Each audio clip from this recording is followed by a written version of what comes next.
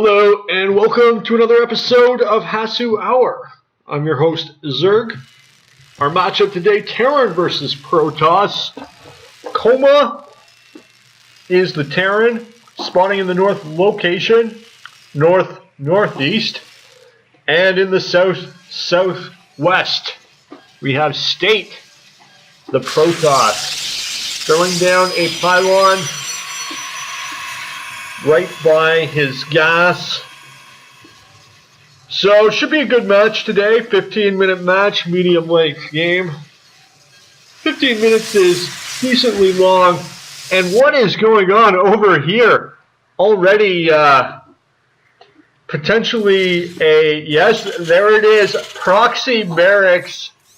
Excellent creative opening from Coma. Almost certainly he's going to either throw down a core right away and go double Reaper, or simply just get that first Reaper into his opponent's base. Really nice location on this proxy gate. Very unlikely to be scouted at this early stage of the game. However, State is going to scout his opponent's main, spot the double gas, lack of a racks, and surely he's got to be thinking that something is up at this point. No expo, no racks, so the wheels are turning, and we're going to see how he reacts. Potentially he could build a Zealot, and so he does right away. He's got to be seeing this early pressure. Now, Coma just goes ahead and builds the Reaper right away. Probably going to follow it up with either a second Reaper or a core here. You have to imagine, second Reaper it is, you have to imagine he's going to devote himself to some early pressure here. And the Reaper enters the Protoss base, throwing down a grenade, targeting some probes. No kills just yet, but nice micro there. One down. No hits for the Zealot on the Reaper. It is sent flying, almost trapped by the 8 probe force. Second kill for Coma. Very nice attack so far. The mothership core just now building. The Zealot has managed to get a couple third kill. And really nice micro here by Coma. But his Reaper is badly damaged, and so it is going to retreat and heal. But you can't help but like this innovative, aggressive style. There's not enough early aggression in Legacy of the Void Pro games, and whether or not this opening is sound, it's certainly exciting, fun to watch, and you gotta admire somebody who does something aside from fast expo every game. Another probe kill for the attacking Reapers. They do get in a bit of a trouble there, ambushed by the Protoss ground forces. You see the Shade coming after the running away Reaper, but it is going to be able to escape through hopping down off the ledge.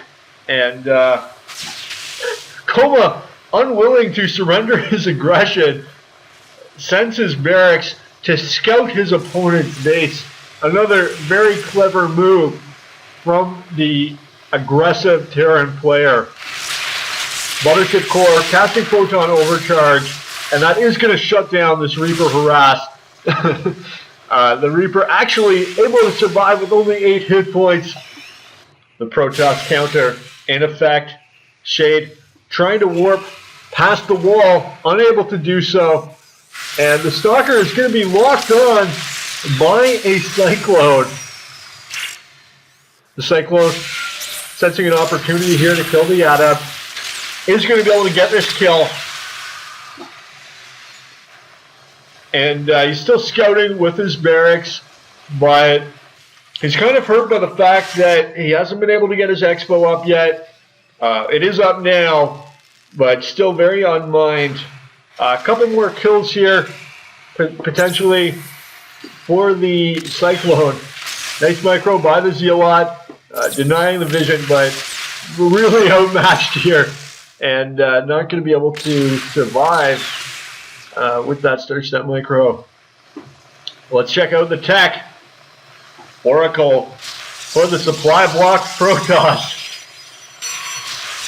And 4 gates now for the toss. Meanwhile, the Terran has been constructing barracks like a madman, going for his third base, throwing down a factory with reactor core, probably mine or Hellion pump. Well, certainly mine or Hellion pump. Those are the options.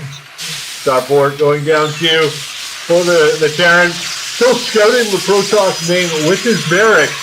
That barracks has been there for quite some time, giving him perfect vision of his opponent's strategy.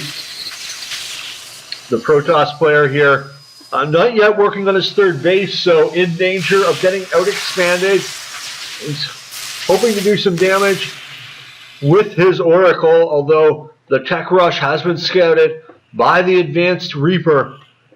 So the Terran player going to know to prepare for this attack. He's got Cyclone and Widowmine defenses at his natural, and another Cyclone at his main. The perfect defensive setup to fight off the Oracle threat. So the Protoss player not going to be able to do any damage here, although he is going to attempt some sort of an attack. And will the Oracle survive the lock-on? Yes, it will. Taking only minimal shield, well, only shield damage. So essentially unharmed, as that will heal over the course of the next few seconds. Another Oracle joining its brethren, but the Protoss player is going to be really unable to do a lot of damage here. And if he does try an aggressive attack, he could potentially lose one or both of his Oracles. Oh, but the Widowmine choosing an extremely inopportune moment to unburrow. And don't let anybody tell you there isn't any luck in StarCraft, folks. One Oracle being taken out by the Cyclone. The Cyclone makes for excellent drop, defense, and Oracle harass defense. Because of its lock-on ability, the Oracle trying to find a soft spot in the Terran base, but the turret, the excellent placement on the turret, it's going to force the Oracle to fly home. Won't be seen again until the mid-game when it starts casting Revelation all over the place. Third base now for the Terran. Protoss as well has established his third. Both players extremely close in supply count, eco-wise. Everything very close. This is going to be still anybody's game at this point. Nobody's really managed to do too much. Suiciding that Oracle, not really the greatest move, but hey, what are you going to do? The Protoss player on the march, Stalker Sentry combo here. I guess maybe that was what he was doing with the Oracle, trying to take a look at the Terran forces, see if he could try a full frontal approach with a 4 Widowmine, now 6 Widowmine defense coming to the aid of the M&M. This could be potentially very dangerous for the Protoss player, although the hallucinated Phoenix is going to scout the mine defenses there for adept payload loaded into the shuttle. And the Terran player getting a little aggressive with his bio ball. Phenomenal anti-air defenses here at the Terran base. This dropship, this shuttle, not going to be able to make it in to the Protoss main, and came very close to losing it there. A brilliant scan by the Terran player. M&M force rushing out to the middle of the map, intercepting the shuttle with its 4 adept payload. A phenomenal victory for Cobra. And immediately, the same thing happens to the Terran player.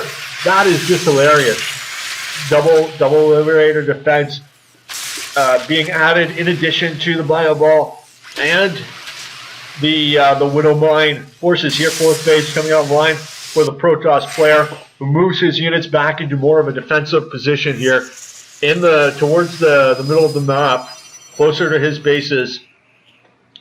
A double Widowmine drop approaching the Protoss 4th base Not really able to do any damage just yet, as there are no probes there. But potentially he could be attacking this this completely undefended Protoss main. The only real way the Protoss can defend this is with his mothership core, which is missing in action. So the probes probably will be forced to run away here. And the Widowmine's buried. Lots of kills. Eight kills between the two Widowmines. Not sure if those are all from that attack or if there were some earlier. And the Terran continuing with his aggressive style. He's going to attack the Protoss 4th. There's no troops there. He's not even bothering to try to defend it. These 3 pylons are going down. So the Terran player accumulating some small advantages here. Doing some damage to his opponent's economy.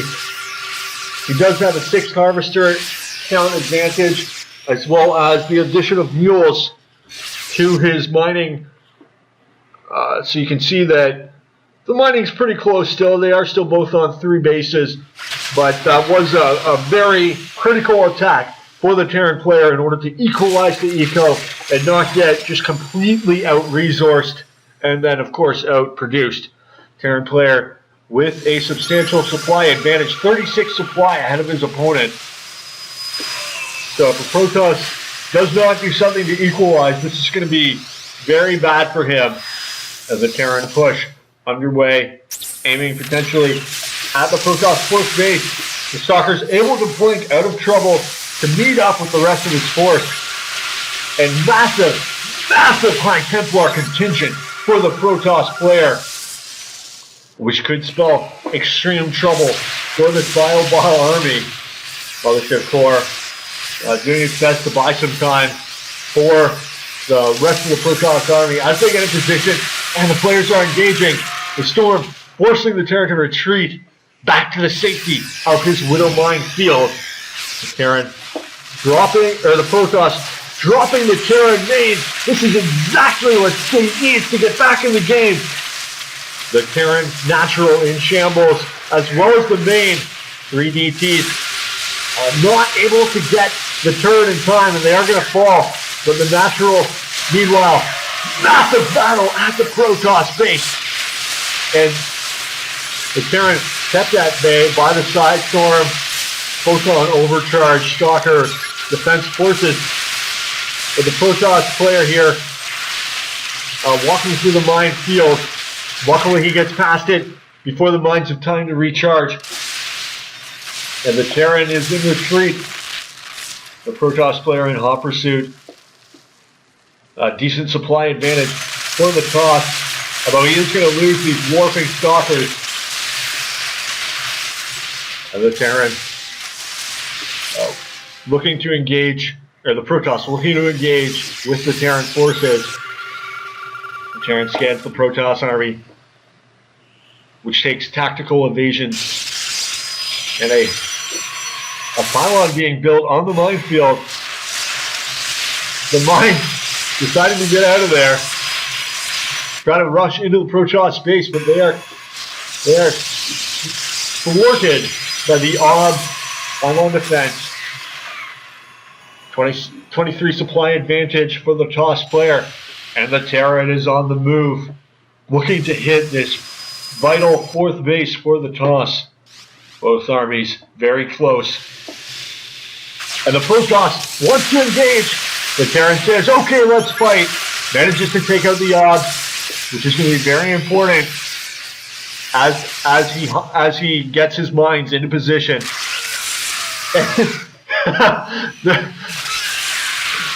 Nice feedback from the High Templar, taking out a couple of ghosts that are trying to use their rifle shot on the biological Terran. Couple storms there picked off by the Marine Marauder Strike Force, and the Protoss aggressively cornering the Terran army. But the not wanting to engage, the Protoss took a tactical retreat, and he's going to run into the Terran minefield. The Zealots going down very quickly. The Protoss trying to get some storms off while only storming his own Zealots. The Terran not having a lot of room here to retreat. He's going to try to fight, but he dies. And the Terran army has been destroyed. A 43 supply advantage for the Protoss player. Terran attacking the Zealots, getting a lot of free kills there. But he's got to watch out for the splash damage Archon. A really substantial advantage for the Toss here as he wipes out the fledgling army, and Como is forced to type GG.